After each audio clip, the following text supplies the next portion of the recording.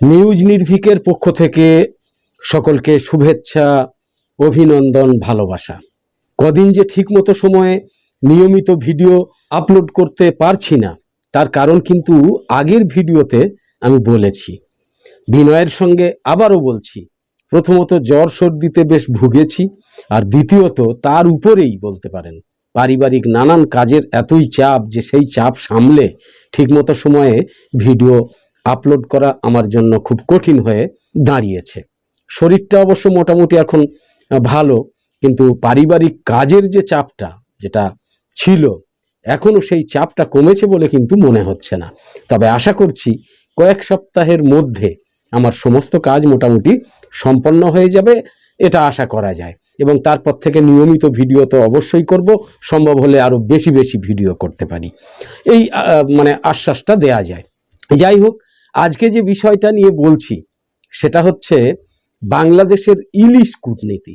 দৈনিক বর্তমান পত্রিকায় প্রকাশিত মৃণালকান্তি দাসের বিশেষ নিবন্ধে সেটা খুব ভালো মতো আলোচনা হয়েছে। আমরা সেই আলোচনাটাই তুলে ধরছি আর কি আমাদের প্রতিবেদনে।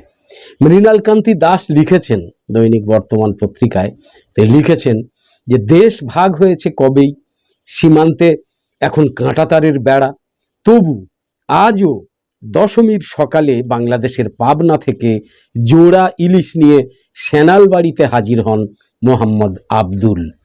জলপাইগুড়ি শহরের কামারপাড়ার সেনালবাড়ির দুর্গাপুজোয় সেই ইলিশ দেবী দুর্গার সামনে কুলোয় রেখে বরণ করেন সেনাল পরিবারের বধূরা।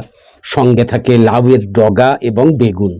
বাড়ির বধূরা নতুন শাড়ি পরে মুখে পান দিয়ে ইলিশ না ভেজেই রান্না করেন, আর তাই দিয়েই হয় দেবীর ভোগ। 1941 সাল নাগাদ অবিভক্ত বাংলাদেশের পাবনা জেলার বক্তারপুরে সেনাল পরিবারের দুর্গাপুজোর সূচনা হয়েছিল, যেটা জানা যাচ্ছে। সেনাল পরিবারের পুজোয় মোহাম্মদ আব্দুলদের পূর্বপুরুষরা জোড়া ইলিশ পৌঁছে দিতেন। দেশের বাড়ির ঠাকুর দালানের মাটি মাথায় করে নিয়ে এসে জলপাইগুড়িতে ঠাকুর দালান গড়ে তুলেছিলেন পরিবারের তৎকালীন কর্তা জয়চন্দ্র সেনাল। দেশ ভাগ হলেও বংশের পরম্পরা মেনেই আজও মোহাম্মদ আব্দুল দশমীতে জোড়া ইলিশ জলপাইগুড়িতে পৌঁছে দেন। বাংলার দুর্গাপুজোকে ঘিরে ইলিশের এমন কাহিনী যে কত ছড়িয়ে ছিটিয়ে রয়েছে তা কে না জানে। আজও দুর্গাপুজোয় অনেক বাড়ির পুজোর ভোগে ইলিশ কিন্তু চাই। ইতিহাস জানাচ্ছে ইলিশ রান্নার কাহিনী রয়েছে পদ্মপুরাণেও। রোহিতের মুন্ডু দিয়া রাঁধে মূলা শাক, সরিষার শাক রাঁধে ইলিশার শিরে। পদ্মপুরাণে বরিশালের ভূমিপুত্র মনসামঙ্গলের রচয়িতা বিজয়গুপ্তও লিখেছেন, আনিয়া ইলিশ মৎস্য করিল ফালা, তাহা দিয়া রাঁধে ব্যঞ্জন দক্ষিণ সাগর কলা। এপার বাংলার বিভিন্ন প্রান্তে একসময় ইলিশ মাছ বাড়িতে প্রথম আনা হলে ইলিশের এক খাবলা আঁশ তুলে নিয়ে বাড়ির উঠোনে পুঁতে দেয়া হতো। বিশ্বাস ছিল যে এর ফলে বাড়িতে ধনসম্পত্তি বাড়বে আর বড় ঘরে বাড়ির ছেলে মেয়েদের বিয়ে হবে। কলকাতার অনেক বনেদি বাড়িতে পরম্পরা ছিল বাড়িতে প্রথম আসা ইলিশকে সিঁদুর মাখিয়ে বিয়ে দেয়া হতো রান্নাঘরের সিঁদুর মাখানো নোড়াটার সঙ্গে, শিল নোড়াটার সঙ্গে। বিয়ের পর সেই মাছ কেটে কুটে পাঠানো হতো গুরু বা কুল পুরোহিতের বাড়ি। ভাগ পেত আশপাশের ঠাকুরের থানও। নদীমাতৃক বাংলাদেশে পদ্মা নামাঙ্কিত বজরায় কাল অতিবাহিত করেও রবীন্দ্রনাথের মন কখনো কেন যে ইলিশময় হয়ে ওঠেনি তা অবশ্য একটা বিস্ময় বটে। এমন নয় যে মাছ নিয়ে কবিগুরুর ছুতমার্গ ছিল। রবীন্দ্রনাথ ঠাকুর তো বলেই গিয়েছেন, যেন বাসনার সেরা বাসা রসনায়। আর তাই বোধহয় তার দামোদর শেঠ অল্পেতে খুশি হয় না, তার মুরকির মোয়া চাই ভাজা ভেটকি। কবি তো দামোদর শেঠের সঙ্গে ভেটকির অন্তমিল খুঁজে পেয়েছিলেন। চিতল মাছকে বলেছেন মিঠাই গজার ছোট ভাই। নৌকা ডুবিতে রমেশ কালিদাসকে দিয়ে আওড়েছেন স্বপ্ন নয়, মায়া নয়, মতিভ্রম নয়, এ যে রুই মাছের মুড়ো।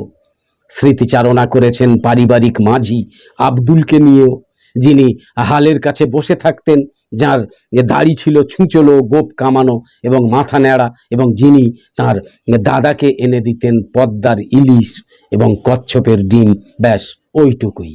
ইলিশ নিয়ে রবীন্দ্রনাথের মতোই একই রকম আবেগহীন ছিলেন নজরুল ইসলামও।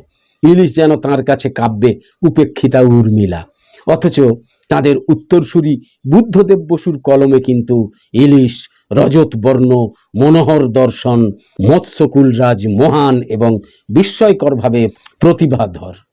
ইলিশ নিয়ে বাঙালির এই বিহব্বলতা কত কালের কে জানে। এত কাব্য আর কোনো মাছ নিয়ে হয়েছে কিনা সন্দেহ। এই ইলিশ ঘিরেই তো কত রাজনীতি, কত আকচাকচি, কত গবেষণা। ইলিশের বংশ এবং কুল রক্ষার এমন প্রাণান্ত প্রচেষ্টাও পৃথিবীর কোনো প্রান্তে কোনো মাছের জন্য হয়তো হয়নি। যেন ইলিশের থাকা না থাকার উপর নির্ভর করে রয়েছে বাঙালিত্বের টিকে থাকার প্রশ্ন, যদিও সেখানেও ভাগাভাগি। কেউ বলেন ইলিশই এই দুনিয়ায় একমাত্র রাজনৈতিক মাছ, কেউ বলেন কূটনৈতিক মাছ। ইলিশ নিয়ে বাঙালির বিহব্বলতা, কাব্য, আবেশ এবং ভারত বাংলাদেশ দুদেশের অন্তহীন আকচাকচি আর কোথাও সম্ভবত নেই। বাংলাদেশে ঢোকার পর গঙ্গার নাম হয়েছে পদ্মা। কেউ ভাবে না নদীটা কিন্তু একটাই। এই নদীতে ডায়াকম নামে এক শ্যাওলা জন্মায়। সেই শ্যাওলা ইলিশের অতি প্রিয় খাদ্য। আশ্চর্য, ডায়াকম কিন্তু মেঘনা বা অন্য নদীতে জন্মায় না। পশ্চিমবঙ্গের গঙ্গার তুলনায় বাংলাদেশের পদ্মা আড়ে, বহরে, দৈর্ঘ্যে, প্রস্থে বেশি, ফলে ডায়াকমের পরিমাণও বেশি। পদ্মার ইলিশের স্বাদ বেশি হওয়ার বৈজ্ঞানিক কারণ কিন্তু সেটাই। 90 দশকের একটা জনপ্রিয় বিজ্ঞাপন ছিল বাতির রাজা ফিলিপস আর মাছের রাজা ইলিশ। সময়ের পরিক্রমায় বাতির রাজা হারিয়ে গেলেও ইলিশ কিন্তু আরও বেশি শক্তিশালী। সম্প্রতি ভারত বাংলাদেশ কূটনৈতিক ক্ষেত্রে সেই ইলিশ নিয়ে চলেছে ঠান্ডা যুদ্ধ। 1971 সালে বাংলাদেশ স্বাধীনতার পর প্রতি বছর বাংলাদেশ থেকে ইলিশ আসে কলকাতার বাঙালির পাতে। তা নিয়েও সমস্যার কিছু ছিল না, তবে সমস্যা বাঁধে ভারত বাংলাদেশ সম্পর্কের টানাপোড়েনে। গত 50 বছরে এই টানাপোড়েনে ঢুকে পড়েছে ইলিশ। হাসিনা সরকার বাঙালির ধর্মীয় পার্বণের প্রতি সম্মান এবং সহানুভূতি দেখিয়ে বছরে 3 বার ইলিশ রপ্তানির চুক্তি করেছিল, যদিও খাতায় কলমে বাংলাদেশ সরকার সেটাকে পুজো, নববর্ষ এবং জামাই ষষ্ঠীর উপহার হিসাবেই দেখাতো। গত বছরও পুজোর মুখে হাসিনা সরকার 4000 টন পদ্মার ইলিশ পাঠিয়েছিল। সেই সময়েও হয়তো দেশীয় বাজারে যোগানে টান পড়তো, কিন্তু পড়শি রাজ্যের সর্ববৃহৎ অনুষ্ঠানে যাতে বাঙালির পাত পদ্মার ইলিশের সুবাস থেকে বঞ্চিত না হয়, সেটা দরদের সঙ্গে দেখা হয়েছিল। হাসিনার পতনের পর সেই শিষ্টাচার ধরে রাখতে বাংলাদেশের অন্তর্বর্তী সরকার কতটা সচেষ্ট হবে তা নিয়ে দ্বন্দ্ব ছিল। শেষ পর্যন্ত বাঙালির রসনায় থাবা বসিয়েছিল ভারত বিরোধী আবেগ। ক্ষমতায় এসেই সে দেশের মৎস্য এবং প্রাণী সম্পদ উপদেষ্টা ফরিদা আক্তার জানিয়েছিলেন, দেশের মানুষকে বঞ্চিত করে এবছর ওপার বাংলায় পদ্মা মেঘনার ইলিশ পাঠানোর সিদ্ধান্ত খারিজ করা হয়েছে। তার মতে রপ্তানির ফলে দেশীয় বাজারে যোগান কমে যাওয়ার কারণে দেশবাসীকে বেশি দাম দিয়ে ইলিশ খরিদ করতে হয়। তারপর বাংলাদেশের মূলধারার মিডিয়া থেকে শুরু করে সোশ্যাল মিডিয়ায় শুরু হয়ে গিয়েছিল ইলিশ নিয়ে রাজনীতি। সেই সব মন্তব্য দেখলে মনে হবে যেন ইলিশ না এলে ভারতীয়রা একেবারে অনাহারে থাকবে, চোখের জলে ভাসবে বাঙালিরা। নয়াদিল্লি অবশ্য জানিয়ে দিয়েছিল যে ইলিশের মতো ক্ষুদ্র ইস্যু ভারত বাংলাদেশের কূটনৈতিক এবং অর্থনৈতিক সম্পর্কে কোনো রকম প্রভাব ফেলবে না। শুধু তাই নয়, ইলিশ রপ্তানি নিয়ে টানাপোড়েন চললেও ভারত থেকে ডিমের আমদানি কিন্তু বন্ধ হয়নি। তার উপর বাংলাদেশের তরফে আলু এবং পেঁয়াজের রপ্তানি অন্য বছরের মতোই স্বাভাবিক রাখার জন্য অনুরোধ এসেছে। ভারত রপ্তানি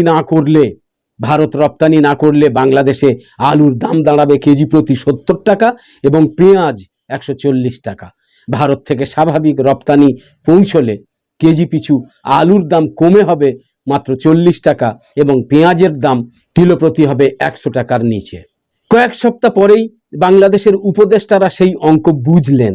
5,71,000 টনের মতো ইলিশ উৎপাদিত হলে রপ্তানি না করে উপায় কই? ভারতে ইলিশ না গেলে মরবে তাদের দেশের মৎস্যজীবীরাই, কারণ অত যোগানে বাংলাদেশে ইলিশের দাম কমে যাবে, কারবারিদের ক্ষতি হবে। বৈধ পথে রপ্তানি বন্ধ থাকলে অবৈধ পথে ইলিশ চোরাচালান বেড়ে যেতে বাধ্য। তাছাড়া বাঙালির অত্যাধিক ইলিশ প্রেম অন্য প্রজাতির মাছও ক্রমে ধ্বংস করে দেবে। জীব বৈচিত্র্য নষ্ট হয়ে পরিবেশের 12টা বাজবে। ফলে 21শে সেপ্টেম্বর বাংলাদেশের তরফে জানানো হয় যে পুজোর আগে ভারতে 3000 টন ইলিশ রপ্তানি হবে, মোট উৎপাদনের 0.5%-এরও কম। রিজার্ভ এবং রেমিটেন্সে টানাটানির সময় বছরে গড়ে $1 কোটি আয় কে ছাড়তে চায়? ভারত থেকে শুটকি এবং তাজা মাছ আমদানিতে ব্যয় হওয়া বৈদেশিক মুদ্রা সাশ্রয়ের প্রশ্নও রয়েছে। যদি ইলিশ না যায় তাহলে আমদানি করা কাতলা থেকে কাঁচকির দাম গাঁটের বৈদেশিক মুদ্রা দিয়েই মেটাতে হবে। বাণিজ্য মন্ত্রকের উপদেষ্টা ডক্টর সালেউদ্দিন আহমেদের বক্তব্য হচ্ছে, যারা ইমোশনালি কথাবার্তা বলুক, তবে এই সিদ্ধান্ত নেওয়ার জন্য আমি বিভিন্ন মহল থেকে বাহবা পাচ্ছি। বাংলাদেশের অনেকে মনে করেন 84 বছর আগে বুদ্ধদেব বসু কলকাতার বিবর্ণ সকালে ঘরে ঘরে ইলিশ ভাজার গন্ধ এবং সরস সর্ষের ঝাঁঝে বর্ষার সঙ্গে ইলিশ উৎসবের যে অনবদ্য যুগলবন্দি সৃষ্টি করেছিলেন, আজ তা বাংলাদেশের কৃপার উপর নির্ভর করে জেগে রয়েছে। এই দৈনের মধ্যে গঙ্গা এবং পদ্মার ইলিশের চুলচেরা বিশ্লেষণ এবং কাজিয়া এখন কেমন যেন নিদারুণ ঠাট্টা ও অবিশ্বাস্য কৌতুক মনে হয়। ইলিশের আঁতুড়ঘর যে দেশ, বাজার এবং ব্যাপারীদের বাড়াবাড়ির কারণেই সে দেশের অন্তত দরিদ্র ও অতি দরিদ্র মানুষ ইলিশের স্বাদ গ্রহণে অপারগ। বাংলাদেশের বাজার ক্রেতার প্রয়োজন মতো কেটে মাছ বিক্রি করে না, নিতে হবে গোটা। এই প্রশ্নে সব সরকারই কিন্তু উদাসীন। সবাই জানে ব্যবসায়ীদের চটালে রাজনীতির ক্ষতি। সব শ্রেণীর উপভোক্তার স্বার্থে কখনো বাংলাদেশে আন্দোলন গড়ে ওঠেনি, কিন্তু 1000 টাকা কেজি দরে গোটা মাছ কেনার সামর্থ্য যাদের নেই, ইলিশ তাদের কাছে মরীচিকাই। ইলিশের হাত ধরে সে দেশের হেসেলে আজও শোনা যায়নি সাম্যবাদের গান। আর এপারে ভাদ্র মাসের গুমোট গরম আর মাঝে মধ্যে ঝিরঝিরে বৃষ্টিতে যাকে ভালোবাসার মতো পিঁড়ি পেতে দেয় আমবাঙালি, ঝোলে ঝালে অম্বলে তোমাকে চাই বলে হাঁক পাড়লেও চাল কুমড়ো বা কালো জিরে বাটা দিয়ে ইলিশের পদ রান্নার সাহস দেখাতে কজন পারেন? সেই প্রতিযোগিতা শুরু। পুজো মরশুমে বাঙালির হেসেল জানান দেয়, রাজার ঘরে যে ধন আছে টুনির ঘরেও সে ধন আছে। অন্তত একদিন অতএব জলের রূপলি শস্য ঘরে তুলে আনতে বাজারের থলিটা নিয়ে বেরিয়ে পড়ুন। শারদ উৎসবে ইলিশের দিন সবার শুভ হোক। একদম শেষে বলি, বদলে যাওয়া সময় প্রতিদিন সন্ধে 6টায় থাকছে মধ্যপ্রাচ্য সহ ইউক্রেন রাশিয়া যুদ্ধ নিয়ে, ইসরায়েল গাজা সংঘাত নিয়ে, ইরান ইসরায়েল বৈরিতা নিয়ে, যুদ্ধ নিয়ে, হামলা প্রতি হামলা নিয়ে, প্রতিবেশী বাংলাদেশের হালফিলের ঘটনা সহ বিশ্বের বিভিন্ন দেশের টাটকা বিষয় নিয়ে আন্তর্জাতিক প্রতিবেদন এবং ভারতের রাজনৈতিক, সামাজিক, অর্থনৈতিক ইত্যাদি বিষয়সমূহ নিয়ে জাতীয় প্রতিবেদন থাকছে। গুরুত্বপূর্ণ বিষয়ের লাইভ সম্প্রচারও। নিউজ নির্ভীকের এই সব গুরুত্বপূর্ণ ভিডিওর নোটিফিকেশন পেতে সাবস্ক্রাইব এবং ফলো করে সাথে সাথে আমাদের আরও নতুন নতুন ভিডিও বানাতে উৎসাহিত করতে লাইক, কমেন্ট এবং শেয়ার করে নিউজ নির্ভীকের ইউটিউব চ্যানেল আর ফেসবুক পেজের সঙ্গে থাকুন। তো আপাতত শেষ করছি, পরের পর্বে আবার দেখা হবে। সকলে খুব ভালো থাকুন, সুস্থ থাকুন। ধন্যবাদ।